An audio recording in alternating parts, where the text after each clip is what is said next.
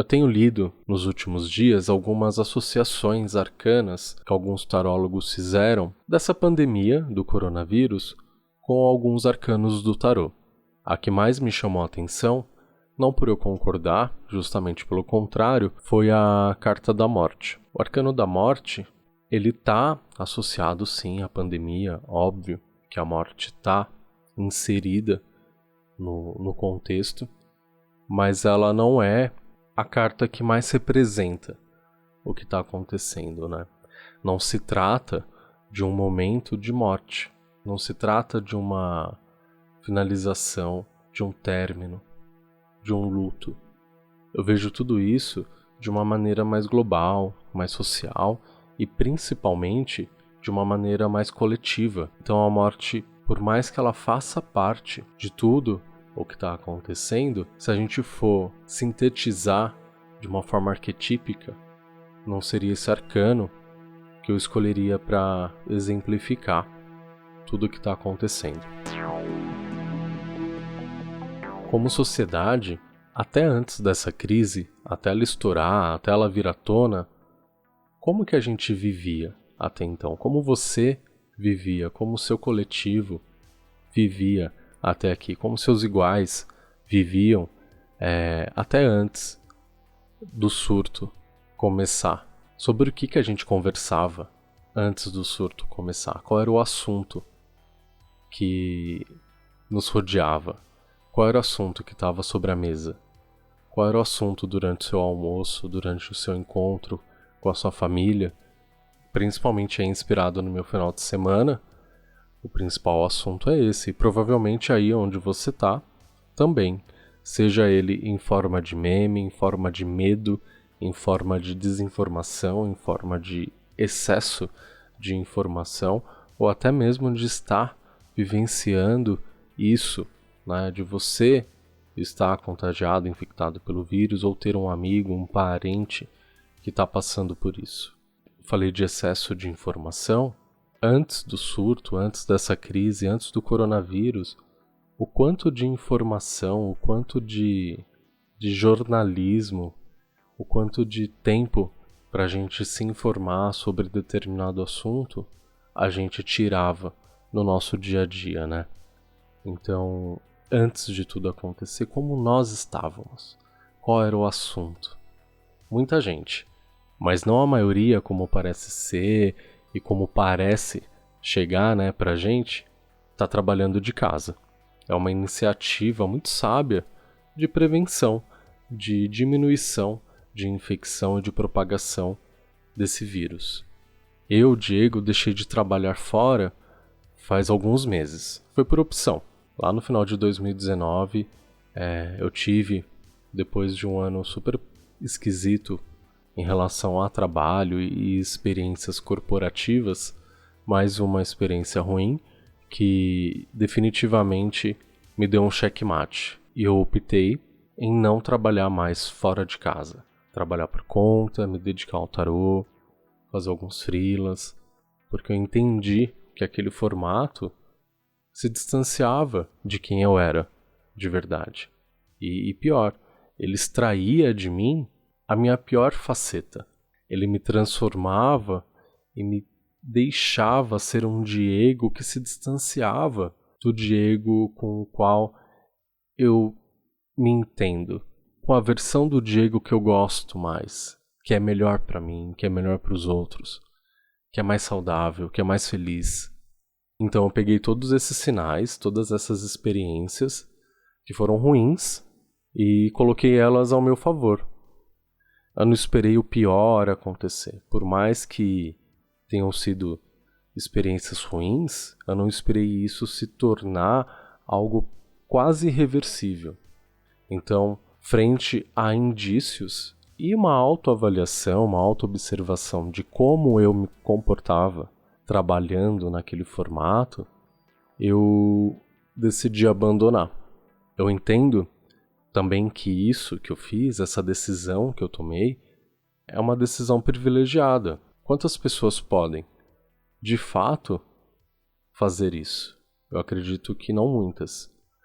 Quantas pessoas também, ainda falando de privilégio, consegue antecipar esses sinais? Quantas pessoas conseguem? E preste atenção que eu não estou falando de ser melhor ou pior. Eu estou falando que muitas pessoas não conseguem enxergar sinais, né? Algumas pessoas precisam se deparar com tragédias. Então, eu juntei as microtragédias e entendi que eram sinais, porque poderia ficar pior. Então, além de ser um privilégio de eu poder tomar essa decisão e poder abrir mão de um trabalho fixo, teve também aí o privilégio de eu conseguir juntar as peças e montar um cenário que estava antecipando que algo pior poderia acontecer. Quantos conseguem enxergar esses padrões que vão se repetindo e que transformam a gente na pior versão de nós mesmos? A gente vai repetindo esses padrões, se permitindo repetir esses padrões, se permitindo trabalhar nesses formatos que vão extraindo da gente só coisa ruim. Então você fica reativo, você fica invejoso, você fica cansado, você fica improdutivo, você fica menos inteligente, menos criativo. E eu vi tudo isso ao longo dos anos acontecer comigo. Por mais que eu tenha conseguido, nesse momento, no final de 2019, enxergar, mesmo assim demorou alguns anos para eu ter essa capacidade de enxergar e de ter forças e de bancar essa decisão, quando tudo ao redor falava: não, você tá bem, você tem um emprego legal, você tá ganhando bem, por que você vai abrir mão disso? Eu tive que fazer as pazes com aquilo que eu era lá dentro, de verdade. Então eu usei a tragédia, eu usei os sinais ao meu favor. Agora, por que eu dei esse exemplo pessoal?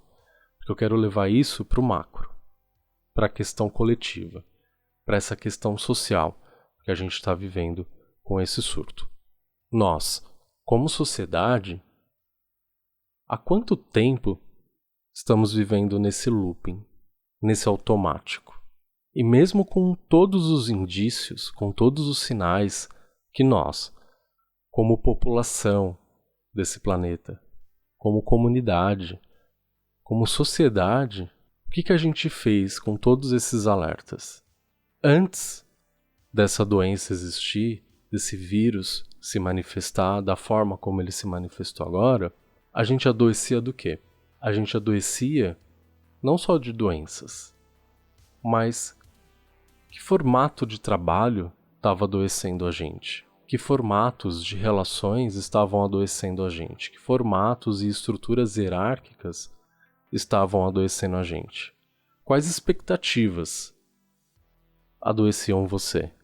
Quais metas adoeciam você? Quais planos e ansiedades te matavam dia a dia, pouco a pouco?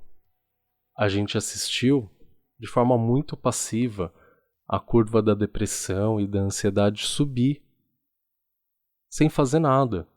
A gente foi adoecendo, a gente foi se deprimindo, ficando ansioso, e a gente sabia por quê. E isso também é uma epidemia e a gente não fez nada. A gente viu também recursos naturais, florestas, rios, animais, tudo sendo destruído em nome de um progresso desenfreado, mesmo com todos os indícios apontando que isso seria prejudicial.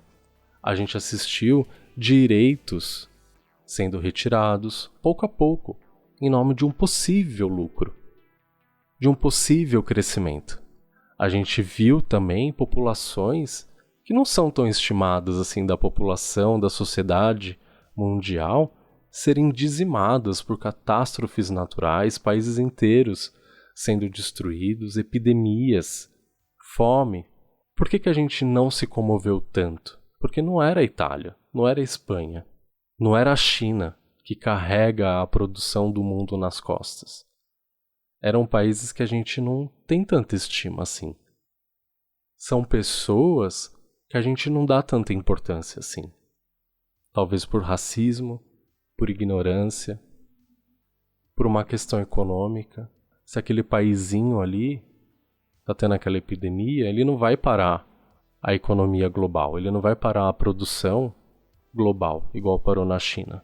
Então a gente teve que presenciar países, entre aspas, mais importantes, mais estimados nossos, serem impactados, serem atingidos, para que a gente conseguisse parar e olhar. Falar, nossa, olha o que está acontecendo na Europa, a Europa está fechada. Olha a China, que não para nunca, está parada, não tem ninguém na rua. Até então a gente falava China e pensava, né, aquelas ruas cheias de pessoas, movimentadas, uma explosão populacional. E aí a gente olhou para o noticiário e viu ruas vazias. Isso choca a gente. Mais do que olhar para alguns países e ver criancinhas pele e osso morrendo. A gente estava ignorando os sinais. Porque os sinais estavam acontecendo de todas as formas, em todos os lugares. A gente estava tão distraído que a gente não viu. Sabe o que a gente estava fazendo? A gente estava construindo a nossa Torre de Babel. Se você ouviu o episódio sobre a torre, a primeira parte, você vai entender o que eu estou falando. Se você não ouviu, assim que acabar esse episódio, vai lá e escuta, porque é complementar. A gente estava cego, tentando alcançar o nosso ápice, tijolo por tijolo, construindo as nossas torres, tentando se igualar a um Deus, tentando subir a todo custo. A gente parou tudo para edificar essa torre, para edificar essa Torre de Babel, essa insanidade que não tinha de verdade por que existir. Era uma ganância, era uma obsessão. E aí, assim como no Arcano 16, que é a torre, a gente teve que sofrer uma interferência de uma força invisível para a gente sair desse isolamento, desse egoísmo, porque parecia que a gente estava muito junto, né? Com internet, com viagens, né, para o mundo inteiro facilitadas, com uma comunicação rápida e frenética, quase uma língua só, universal, todo mundo entendendo tudo ao mesmo tempo. Eu compro uma capinha de celular lá da China, ela chega 20 dias depois. Eu viajo para qualquer país em poucas horas. Eu converso com meus amigos via Skype. Eu assisto um programa que o mundo inteiro assiste, a gente dá risada das mesmas coisas. Eu assisto Netflix. Todo mundo tá assistindo Stranger Things, todo mundo assiste La Casa de Papel, todo mundo assiste não sei o que lá, né? A gente tá se sentindo assim um grupão, cada um dentro da sua casa, cada um vivendo a sua individualidade, cada um olhando pro seu umbigo, achando que tava unido, achando que tava pertencendo a algo maior, achando que tava edificando uma grande torre de Babel. Então, assim como na torre do tarô, vem uma força invisível e nos força a sair desse isolamento, dessa cegueira, desse padrão edificado que tijolo por tijolo isolou a gente do que era verdade. Uma das representações da torre mostra as pessoas que são libertas dessa construção depois que aquele raio cai na torre. As pessoas que estão lá dentro, as duas pessoas caem em direção de cabeça para baixo, rumo ao chão, estendendo as mãos para alcançar o verde da terra, o verde do chão, o raminho de grama que tem lá no chão. Então, quando elas caem, elas estão estendendo a mão num semblante quase que calmo, tá? Elas não estão muito desesperadas, não. Elas estão indo rumo ao chão, estendendo a mão para o verde. O que é o verde? O que é o chão? É a nossa reconexão instintiva. Ela é primordial. A natureza é primordial. É a tragédia inevitável, levando a gente de volta para o nosso lugar, para a nossa realidade, ao orgânico, que nunca mente. A torre não é um lugar seguro. A torre é um lugar de mentira. A torre é um lugar de verdades que você inventou, de muralhas que você construiu. Então é o tempo de forçadamente refletirmos sobre as torres que nos aprisionaram até aqui. Aqui do chão, onde a gente está agora, tendo que forçados, né, trabalhar de casa, a rever onde a gente vai, o que a gente vai frequentar, a gente está sendo obrigado a colocar o pé na realidade. Pois essa é a realidade. As atividades e trabalhos em excesso não são. A gente estava em looping, repetindo aquilo. O chão é real. Você consigo mesmo e com os seus é real. Quando tudo isso passar, porque vai passar, quando essa pandemia acabar, porque ela não é a morte, ela não é o fim. Então quando ela passar, quando a gente respirar um pouco, quando tudo, entre aspas, voltar ao normal, quando as torres estiverem sendo reerguidas, porque eles vão reerguer tudo isso, você individualmente, vai voluntariamente entrar nessas novas torres, ou você vai fazer valer essa tragédia que o invisível nos proporcionou, nos forçou a viver para que a gente tivesse tempo de reavaliar o que vinha acontecendo até aqui. A gente vai aprender o que essa interferência invisível veio nos falar, ou a gente vai deixar para a próxima? Porque a próxima vem. Se a gente não aprende agora, a gente fica no looping também das tragédias. De tempo em tempo vai vir uma nova, até a gente aprender. E isso pode acontecer de forma global, como acontece agora, ou pode acontecer de forma individual. Mais do que lutarmos contra um vírus, estamos tendo a oportunidade de reavaliar como vivíamos antes dele. E talvez mais importante, o que não deixou a gente ver que isso vinha em direção a gente. Porque com toda essa interconexão, com toda essa comunicação disponível, com toda essa tecnologia disponível, a gente não conseguiu prever isso. Será que a gente estava tão ocupado olhando para a gente mesmo, para o nosso umbigo, para a nossa conta bancária, focado demais no nosso trabalho? Será? Eu acredito que poucas pessoas tenham percebido. Tem acontecido uma movimentação, mas ela é muito pequena ainda. Ela não é suficiente para impactar do jeito que precisa impactar. Então precisou acontecer algo maior. Precisou acontecer o raio que cai lá na torre do tarô. Para que as pessoas, de uma forma geral, parassem e pensassem. Mas a gente tem que parar e pensar. Porque senão vai ser tudo à toa. Não vai ter valido a pena. E aí o próximo vai ter que ser maior. O próximo raio que cair na nossa cabeça vai ter que ser maior. Porque daí o invisível vai vendo, tá, esse mandei um grandão. E eles não perceberam, vai ter que ser um maior. E aí a gente vai sofrendo mais, vai tendo que aprender cada vez mais com dor, com perda. Então de tempos em tempos, a gente vai estar fadado a passar por isso até que a gente aprenda a não construirmos mais torres. Não à toa, o arcano que vem depois da torre é a estrela. O arcano 17. Ele é o primeiro arcano do tarô que aparece uma figura, um ser humano nu, pelado. É uma mulher que está de joelhos à margem de um rio, com um pé no chão, o outro dentro da água, na natureza.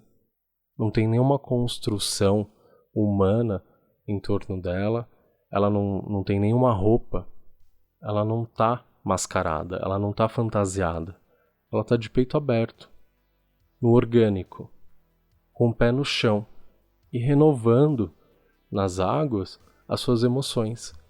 Ela renova nesse rio os seus desejos, onde estão sendo depositadas as suas vontades, os seus desejos mais íntimos. E despeja ali também aquilo que não faz mais sentido, aquelas vontades e aqueles desejos que não conversam mais com esse ser humano que se despiu de todas as máscaras, de todas as mentiras que a tragédia da torre levou embora. O tarô é tão claro, né? Olha só, vem uma tragédia que é do invisível, que nos liberta dessas prisões que a gente mesmo criou e nos proporciona um renascimento, uma libertação, um recomeço na realidade, ao mesmo tempo proporcionam uma reciclagem de percepção, de desejos, de intenções, de paixões. Então vamos deixar, nesse período, pós-colapso da torre, nossos peitos abertos. Vamos aí se reaproximar da terra, do chão, das pessoas que a gente ama, da natureza, de como a gente consome, de como a gente se alimenta, de como a gente se veste, daquilo que é real. Vamos se aproximar da realidade, de quem você é. E aí a gente já começa a falar um pouquinho do que eu falei no último episódio, lá no episódio do Diabo. Quais são as suas vontades? O que você quer de verdade? Você está conectado com o seu eu verdadeiro? Você está performando a ponto de achar que a sua performance é a realidade? Você está tanto tempo aí fingindo, que você acha que esse fingimento é verdadeiro. Vamos aproveitar esse colapso, esse momento que a gente está, para se investigar, para olhar aqui para dentro, para olhar ao nosso redor, quem está pertinho da gente, para sair do looping. A gente não tem nada para esconder. Obviamente, essas reflexões, esse devaneio que eu trouxe aqui, inspirados no Arcano 16, a Torre, e no 17, a Estrela, é uma visão arcana do que está acontecendo. Inclusive, essa é a proposta do Aloka Tarot: contextualizar, revisitar os arcanos do tarô no mundo que a gente vive hoje. A gente precisa entender os arcanos como energias, como existências que vão se atualizando de tempo em tempo. O tarô não é o mesmo todo dia, ele muda todo dia. Então, principalmente você que estuda tarô, não pode se conformar com um significado que você leu em um livro, que você decorou, porque todo dia, o arcano vai falar com você de forma diferente. Essa é a proposta dessa mensagem. Eu não estou falando que a doença não existe, eu não estou falando que o vírus é negligenciável, muito pelo contrário. Eu estou falando que, além de toda a importância que ele tem como vírus, da forma como ele impacta na nossa existência física, e essa não é minha área, eu não sou médico, eu não tenho como falar disso aqui, então eu falo de uma forma metafórica, de uma forma arcana, para também entendermos ele num contexto de comunidade, global, energético, para que a gente tenha uma leitura não só prática do que está acontecendo, mas também sensível. Ele não aconteceu para que isso aconteça. Ele não veio para forçar a gente a pensar. Ele não é um castigo. A gente tem que tomar cuidado com isso. Muita gente fala que isso está acontecendo para castigar, para punir, para dizimar, e a gente tem que tomar cuidado com esse tipo de fala e de escuta, porque não se trata disso. Mas já que aconteceu, por que não enxergá-lo como uma oportunidade para a gente rever como a gente vivia até então? É sobre isso que a gente está falando. A gente não está falando que tudo que está acontecendo é um castigo. Foi um plano. Não foi. Mas já que aconteceu, já que a gente está aqui, já que a gente foi forçado a diminuir o ritmo, por que não tirar proveito para olhar em retrospecto e rever como vivíamos até aqui? O que nos cegou? O que permitiu tudo isso? E como a gente vai viver daqui para frente? Esse foi o 20º episódio do Aloka Tarot. Meu nome é Diego Ponciano. Se você ainda não me segue no Instagram, segue agora, @alokatarot. Lá eu posto conteúdos complementares ao podcast toda semana, através de texto e vídeo.